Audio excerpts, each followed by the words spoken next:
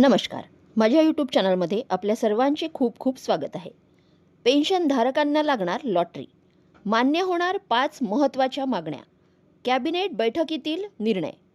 वेतन आयोगात पेन्शनधारकांसाठी मोठ्या बदलाची शक्यता. NCJCMच्या 5 मागण्यांवर कॅबिनेट सचिवांनी दिले आश्वासन. चला तर जाणून घेऊयात याबद्दल सविस्तर अपडेट. त्यापूर्वी चॅनलला पहिल्यांदा भेट देत असाल तर लाईक करायला विसरू नका, सबस्क्राईब करायला विसरू नका. नवीन अपडेटसाठी बेल आयकनला प्रेस करायला विसरू नका आणि माहिती आवडल्यास आपल्या सहकारी मित्रांना शेअर करायला देखील विसरू नका. चला तर जाणून घेऊयात सविस्तर अपडेट. लाखो कर्मचारी आणि पेन्शनधारक बदलाची प्रतीक्षा करत असताना कॅबिनेट सचिवाच्या बैठकीत पेन्शनशी संबंधित 5 मोठ्या मागण्या सरकारसमोर ठेवण्यात आल्या. त्यावर कॅबिनेट सचिव यांनी आश्वासन दिले असून या मागण्या मंजूर करण्याचे संकेत मिळाले आहेत. चला तर पाहूयात कोणत्या मागण्या होणार मंजूर.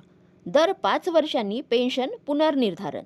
सध्याच्या व्यवस्थेत दर 10 वर्षांनी वेतन आयोग आल्यावरच पेन्शनचे पुनर्निर्धारण होते. संसदीय स्थायी समितीच्या शिफारशीच्या आधारे मागणी केली आहे की दर 5 वर्षांनी पेन्शनचे पुनर्निर्धारण व्हावे. कॅबिनेट सचिव यांनी ही मागणी वेतन आयोगाकडे पाठवण्याचे आश्वासन दिले. दुसरी मागणी म्हणजे कौटुंबिक पेन्शन. सध्याच्या नियमानुसार दिवंगत सरकारी कर्मचाऱ्याच्या विधवा सुनेला कौटुंबिक पेन्शन मिळत नाही.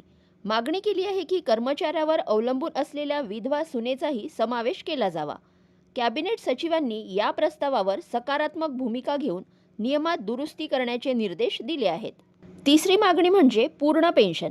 NCJCMने मागणी केली आहे की मृत कर्मचारी किंवा पेन्शनधारकाच्या काल्पनिक वेतनाच्या 30% पर्यंत कौटुंबिक पेन्शन कमी करू नये. कॅबिनेट सचिवांनी या मागणीलाही वेतन आयोगाकडे पाठवण्याचे आश्वासन दिले. जुनी पेन्शन योजना. कर्मचारी संघटनांनी मागणी केली की ज्या पदांची भरती प्रक्रिया 22 डिसेंबर 2000 पूर्वी झाली होती त्या कर्मचाऱ्यांना OPSचा लाभ मिळावा. विशेषतः अनुकंपा नियुक्तीधारकाच्या बाबतीत सरकारने दिलासा देण्याचे संकेत दिले आहे.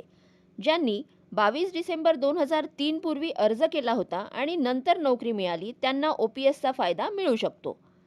दिव्यांग मुलांसाठीही उत्पन्न प्रमाणपत्र अट रद्द. NCJCMने मागणी केली आहे की कौटुंबिक पेन्शनसाठी पात्र अपंग दिव्यांग मुलांकडून मेडिकल बोर्ड किंवा नागरी अधिकाऱ्यांचे उत्पन्न नाही प्रमाणपत्र मागू नये. कॅबिनेट सचिवांनी पेन्शन विभागाला या प्रकरणाची तपासणी करून निर्णय घेण्याचे निर्देश दिले आहेत. या मागण्या मान्य झाल्यास भविष्यातील पेन्शनधारकांच्या पेन्शनवर मोठा परिणाम होणार आहे.